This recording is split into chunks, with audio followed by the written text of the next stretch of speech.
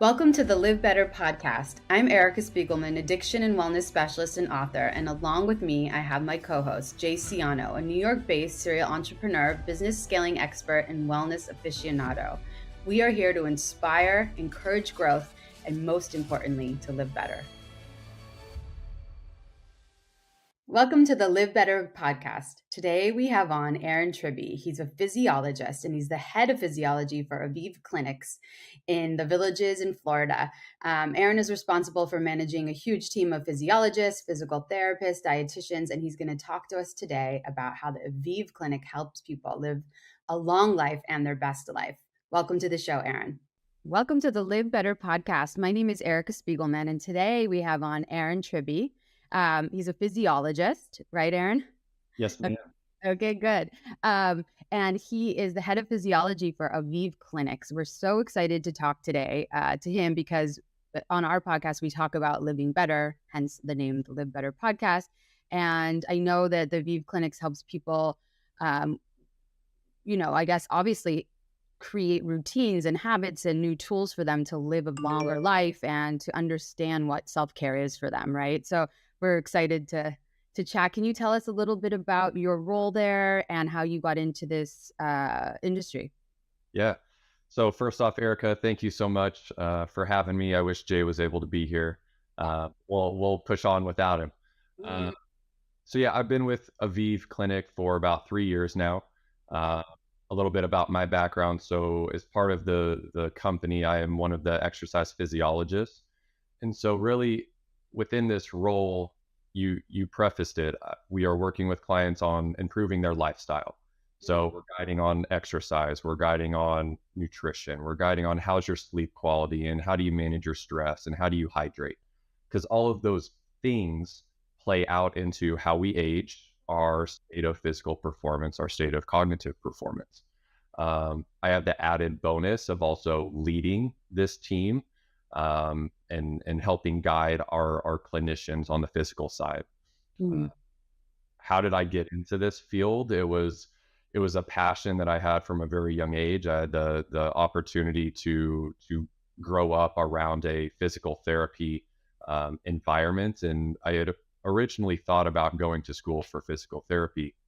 And then there was one day that I just kind of had a gut feeling that wasn't what my calling was supposed to be. And I looked into a great program on the exercise physiology side that really allowed me to grow on the data and research and analytics and guiding people with a lot of the things that they struggle with, which are exercise and nutrition and sleep and stress management. Yeah. So Aviv Clinic, how do people find you? What kind of, for instance, my background is in a substance abuse treatment, and I'm a licensed counselor and an author on books about wellness and recovery and things like that. And so people usually come to the clinics that I worked at because they've hit kind of a low in their life. And, so tell us about Aviv a little bit. Who is their clientele? How, where do people come to you for exactly? Yeah. So for starters, we're based in Central Florida. And we are working with clients that their focus is one of two things, either cognitive improvement or physical improvement. A lot of times they'll verbalize one or the other, but as we know, they kind of go hand in hand. What types of clients do we work with? It's really a very wide range. So people that are what we would call healthy aging. So they've just, they've started to notice kind of little small declines in their focus or their attention or their memory. Or on the physical side, their gait pattern has slowed down. They're starting to not be able to play tennis or pickleball or golf as well as they used to. It could be little things like that. We have a lot of clients that come in for traumatic brain injuries they've had in the past. We have a number of clients coming for post-stroke recovery, not necessarily like right after the stroke has happened, but years after they've gone through rehab and they're continuing their progressions back.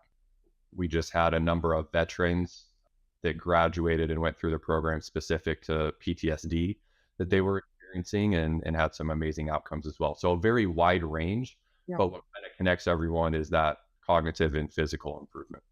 Like, I think I talk to a lot of people like middle age, like in the 40s, and now like I'm a mom of 2 young kids, and I feel like a lot of people that are in my sphere at least we kind of start seeing the side effects of, or the effects of aging, not the side effects, like eyesight loss, or I can't, I need reading glasses, little things like that. What do you recommend for people that like don't necessarily have like a major ailment or something wrong with them, but yet want to be preventative and want to start implementing, ways in which we can strengthen our cognitive function? Because that's what I always am wondering, like, what can I do? Should I do puzzles? Should I read more? Like, what do you recommend as some tools for our audience, for people that are just trying to be more mindful of this? Yeah. So it's all about continuing that stimulus and that engagement of our brain in it and of our body. So our physicians always say, is this program good for you? Yeah, it's going to be good for most clients because we all can improve on our health in some way. Hmm. One of the things our neuropsychologist always says about cognitive training is, when we were 15 and 16 and we were learning how to drive a car, that's a very cognitively heavy task for us to learn. You're working on processing speed, you're working on reaction time, you're having to be very focused and attentive to the task at hand to prevent from having an accident. Hmm. But now when we drive down the road, we don't have that same level of engagement because we've been doing it for so long. So we have to continue to find ways to stimulate the brain, to keep it active, to keep it engaged. There's a lot of ways to do that. There's a lot of training programs out there. Um, People learn a new language, something that is actively getting that brain to fire in the areas we've started to notice that decline in. Yeah. And exercise and nutrition can play a big role as well. So, I mean, a single exercise session has improvements in our cognitive function, or can improve our cognitive function for like 2 or 3 hours following a single bout of exercise. Hmm. A question that I always ask people is like, after you exercise in the morning, or if you exercise in the morning, how do you feel after that?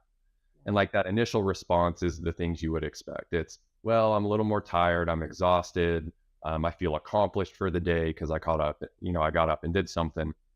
But then the follow up is, but what do you notice about your cognition on those days that you exercised versus those you didn't? And as you kind of see people filter through and process that question, you start to get the answers of, oh, I'm more productive those days, or I have a better personality those days, or I can multitask better, or I'm more focused, or I'm better at making decisions, or my organization is better. Like those are all things directly related to getting more blood flow to the brain, to the prefrontal cortex that controls all of those cognitive tasks. And then we see that improved performance play out for the first or the next hours of the day following that session. So Yeah. just getting into some type of a good exercise and nutrition routine can impact cognition as well. Right, right. Yeah, of course. Well, all of us have heard of omegas and eating the right foods. And, I think all of that, obviously on a cellular level is so helpful. And like you said, everything is connected. But I'm just curious, you guys work with a hyperbaric chamber there. Yeah. So, I mean, obviously we want to have good sleep habits, nourishment and movement in our lives, because that's, the basis of like the foundation of a healthy life. But so what are some other things that you guys do there, like this hyperbaric chamber? I mean, I think of Michael Jackson, I'm sorry to say. Oh, yeah. That is the first reaction that we always get most of the time. And I'm like, I don't even think I should say it, but I'm going to say it because I feel like people may think the same. Yeah. I've always wanted to try it. Can you just tell us a little bit about what it entails? Yeah. So I think before I get to that, I just want to mention, our clinic starts with the multidisciplinary approach. So everything is under one roof. We have 4 disciplines. So we have our medical team that's made up with our physicians, our nursing team, and then our hyperbaric team. Mhm. We have our neuropsychology team that's made up of our neuropsychologists, dietitians, and then our physical performance team, which is exercise physiology and physical therapy and occupational therapy and speech therapy. And so when clients come in, it's not just sitting in the hyperbaric for our Right. protocol and length of time, it's getting access to all of these other providers throughout the full program. Yeah. Uh, Specific to the hyperbaric is really what initiates a lot of the changes that we're able to achieve throughout the program. So when clients go into the hyperbaric chamber, they're inside for 2 hours. We increase the pressure that they're experiencing. So right now, we are both at 1 atmosphere of pressure. Right. And increase that to 2 atmospheres, which for those that scuba dive will be familiar with this, but it's the equivalent of going underwater about 33 feet. Oh, wow. I didn't know. Yeah, we are increasing the pressure to 2 atmospheres. And then the big difference, if you will, between what we do and what others are doing is we fluctuate the amount of oxygen that clients breathe. And so throughout that 2 hours, they have a mask that they wear, and they're breathing 100% oxygen for 20 minutes. Oh, okay. They remove that mask for 5 minutes and breathe normal 21% oxygen, just like we are. And then that mask goes back on and it bumps that oxygen level back up to 100% that they're breathing in. And then they get off after 20 minutes and do another 5-minute break. And so that fluctuation from going from 100% oxygen down to 21 and back up to 100 again over that 2 hours and over the 12-week program is what causes a cascade of things to happen. The first is an increase in natural stem cell production. Wow. Stem cells are blank slate cells. They form and become anything. The second big driver of this hyperbaric protocol is something called hypoxic induced factor. And the Nobel Prize a few years ago was awarded for the recognition of this molecule. And really what it does is when it's present in higher values, it allows us to see a faster rate of change or recovery out of the body. The third thing that I think is the most fascinating is something called VEGF, which is a vascular endothelial growth factor that plays a role in new blood vessel generation or new blood vessel growth. And so when we talk about a lot of the changes that are going on, it's because of those three pieces that are being created from that fluctuation of oxygen. And then we walk into those other appointments with exercising and dietary guidance and training our brain and how to recover better. Mm-hmm. And that stimulus from the other providers and from those other touch points that really pulls those three things into those tissues that saw damage or that we're wanting to see that change in. Wow, that's incredible. Really incredible. I mean, it's so amazing that these things exist, and yet, obviously not all of us have access to it or even know where to find something like this, but it would be helpful in so many levels. Do we recommend people do this preventatively as well? Not after cancer treatment or after an injury of some kind? Yeah. So, I mean, the first thing I guess the first step in our process is a sit down conversation, either virtually or in person with one of our physicians. We really want clients to process this as a full-time job because it is a big time commitment. Yeah. We're asking people to be on site for 3 hours a day over a 12-week window of time. But to your point, when is the right time to do this? We have some clients that are, yes, using this from a preventative standpoint where, they're still very good cognitively, they're functioning cognitively at a high level. But maybe they've started to notice, a little bit of focus shifts, or they can't remember numbers as well as they used to. We've had high level executives and professionals coming in where it's, they could read a case report of something and have that memorized and don't have to refer back to it. And then they started to be like, okay, they got to glance at it a second time, or they got to glance at it a third time, or, they're in a high level financial meeting and they can't run those numbers and crunch them as quickly as they used to. Those are signs of cognitive decline happening. While not significant or to the point of dementia or Alzheimer's, that's the first step. And it may take a number of years for it to really progress, but why would we not want to act on that today and now before it is actually a problem? Right. Yeah. Right. Exactly. Yeah. No. And I just always encourage that because I know how helpful that is to think in that way. You just kind of have to reframe your thoughts of, well, it's not yet, not yet, not yet. But it's why not? Why not start and get ahead of things in your life? I mean, I think that's what this discussion on longevity is really about. It's implementing these habits, practices, routines, whatever this is. I mean, even after they leave your 12-week program, I'm sure you give them a protocol continuation so that, maybe they come in for a tune-up, but at least it's. You're exactly right. It's not just about clients being here for 3 months. It's, yes, we want to maximize the change and the improvements that we see throughout this window. But what's more important to us is that long-term health progression that they're going to continue having.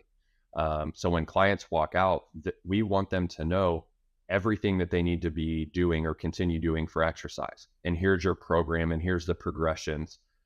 And hey, if we meet all those goals, shoot me an email. Let's have a conversation. Let's follow up about it, and let's make those modifications and set that new goal and start working towards that new thing. So it's not just being here for 3 months and then kick you out the door. It's, we want this to be a lifelong partnership and coaching guidance and lifestyle related program. Yeah. And Aaron, I mean, I know you mentioned you have psychologists and psychiatrists, right? And everybody, because I think a lot of people distract and ignore things in their lives by, using substances, by having, thought habits that don't serve them, old narratives, emotional problems, trauma, anxiety, depression, whatever it is. And I mean, I'm just asking, do you guys intentionally try and suss that out first? Because it's like if somebody is dealing with mental health issue and like some medication could be helpful first before before you start implementing new suggestions, right? To get them to a balance. Is that kind of something you guys do? It's always, it is always an it depends answer, right? Yeah. So there have been instances where our physicians will identify something that needs to be addressed before walking into the program, and our doctors will make those recommendations to the client. There are times when our team says this is something that we can work through while also going through the program and while we're trying to introduce these other lifestyle habits and routines. Yeah. And I think a lot of that really comes from after that initial physician conversation. As part of this program, clients are going through fairly extensive testing. So they, it's the fastest it can take is about 3 days, up to 5 days if someone's wanting to space it out that long. And it deep dive into all aspects of cognitive function. We're doing genetic testing, we're doing blood work, we're doing a ton of evaluations on the physical side, looking at gait and balance and flexibility and strength and cardiovascular endurance, capacities. Our nutrition teams looking at the metabolic level, how much muscle mass do we have versus fat mass, distributions of that, how hydrated are we? We're doing scans of the brain, at function, but also what's the anatomy look like? And after those assessments have come in and we've all generated our reports, then we have a sit down to review everything that we saw. What is the client goal of coming here? And now do we have alignment between the client and our clinicians to make sure that, hey, if you invest in this, your goal is X. Okay, how likely are we going to be able to accomplish that? And if not, let's set some new goals and have a conversation about, is this still realistic for today or right now? And so we get a lot of that information in the process to make some of those decisions. That's great. That's great. Yeah, it sounds like it's so comprehensive. It's incredible. I mean, I'm somebody who is very proactive. That sounds like it would be so amazing to experience. I know some. Yeah. Well, and a lot of people come saying that they're coming for healthy aging, and then we get through the assessments, and we see something on their brain scan of, hey, did you play soccer? Did you have concussions, or did you play football, or did something happen in the past where you had a concussion event? And they'll say, well, now that you mention it, yeah, I had one whenever I was 10. And it's, wow, this could be impacting that rate of cognitive decline even 40, 50 years later. We have clients that come through and we don't identify anything as out of normal ranges or anything like that. And we have clients that come in and they find a lot of new information out about themselves. So it's a very good screening tool. Yeah. And what about athletes? I mean, what's your, I mean, I unfortunately hear stories all the time young people having a lot of issues around the sports that they played.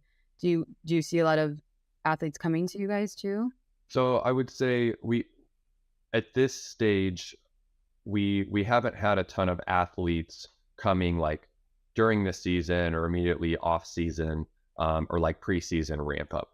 It's been, to your point, more on the recovery side. So the first client that comes to mind was a 15 or 16-year-old girl, two sport athlete, played soccer and basketball, and had two concussions kind of consecutively. Yeah.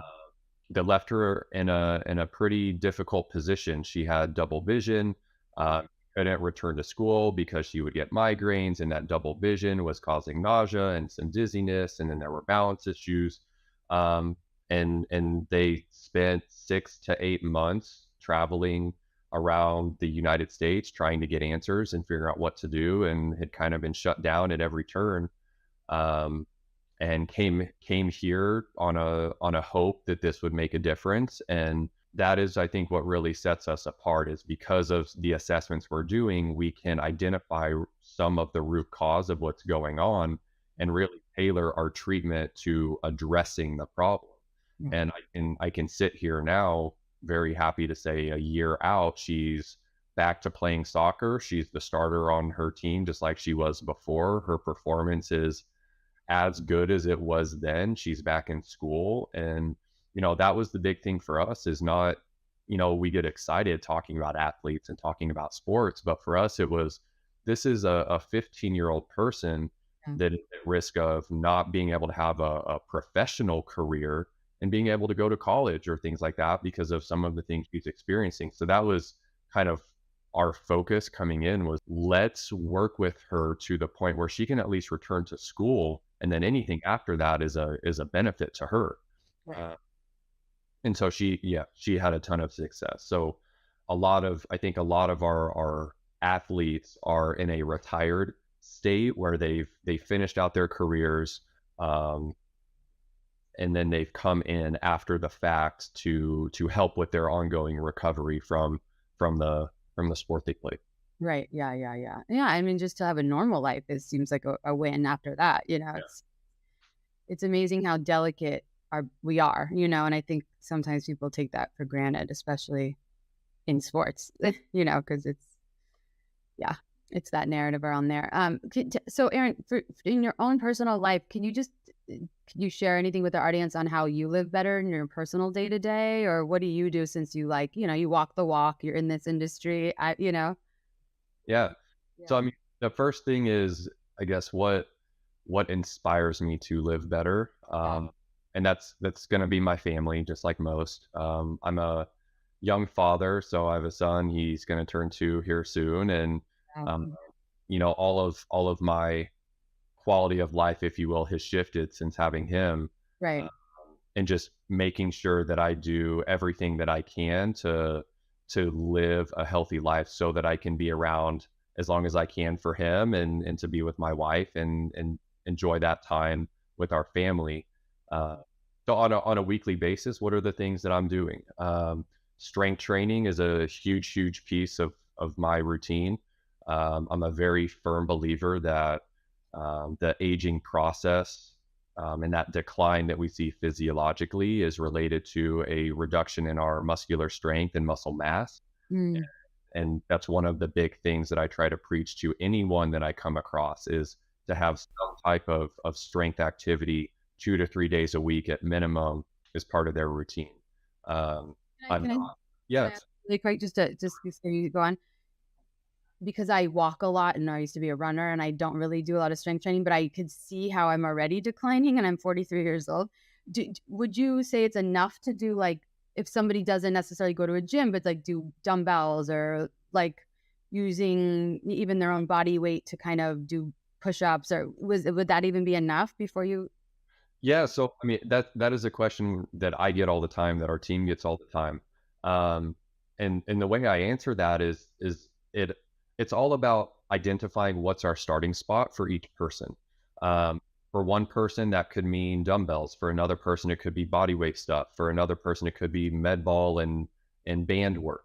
Right. For someone else, it could be barbells. Like the piece of equipment, I would say, is less important when we come to let's get this routine established. Let's figure out what are you comfortable with and what's the easiest way to be consistent over time. To And build. then, yeah, to build that.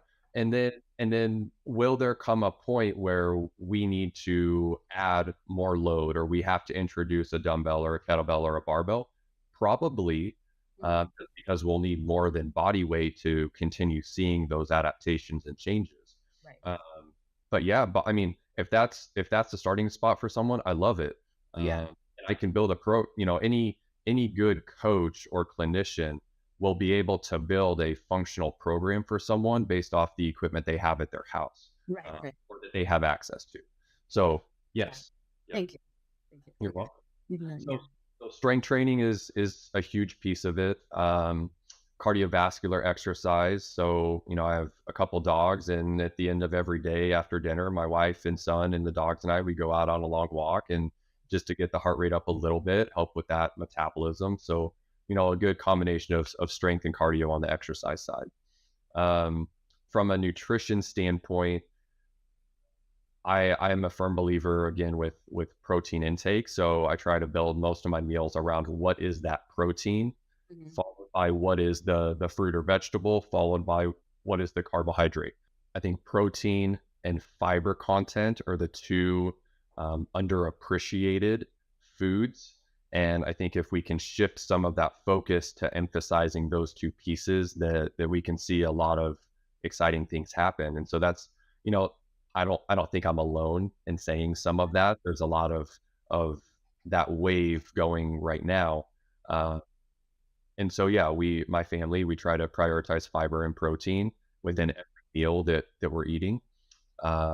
Sleep is huge. So I try to get at minimum 6 hours of sleep, but if I can get 8, that's preferred. Yeah. Sleep is such a big driver for our recovery, our cognitive function, our feelings of fatigue, our energy throughout the day. And if we do not sleep very well, that's going to have a significant impact on the rate of weight loss coming, how quickly we can build strength and muscle.